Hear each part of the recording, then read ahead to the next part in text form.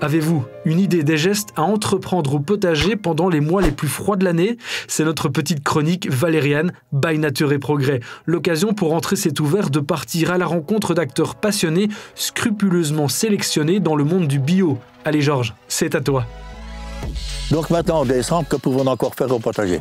Laisser pousser ce qui va encore bien pousser, parce que nous avons quand même quelques légumes d'hiver à pouvoir manger frais, tout simplement parce qu'ils résistent au gel. Le chou de Bruxelles, le chou frisé, le panais, la salade de blé. Alors pour le reste, couvrir le sol, si ce n'est pas fait, dépêchons-nous à le faire. On peut encore mettre le céleri rave en jauge. Pour cela, on va les arracher, les secouer et les replanter dans une serre froide en enlevant une grosse partie des feuilles. Ils vont végéter jusqu'au jour où on va pouvoir les utiliser. La première préparation, c'est de faire l'inventaire des semences qui nous restent, puisque nous n'avons pas toujours une durée de vie éternelle, absolument pas. Attention, il faut se méfier. Les semenciers sont obligés de marquer la date de mise en sachet, ce qui n'a rien à voir avec la durée de validité de la semence. Voir ce qui nous reste, voir ce qu'il faut jeter, ce qu'il faudra commander, en fonction de ce qu'on aime.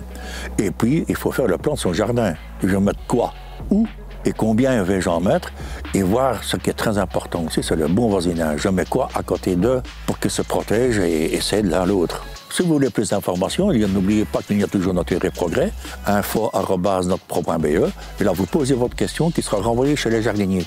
Et puis surtout, si vous voulez voir Georges en chair et en os, ça se passe tous les vendredis matins dans le jardin de Nature et Progrès entre mars et novembre.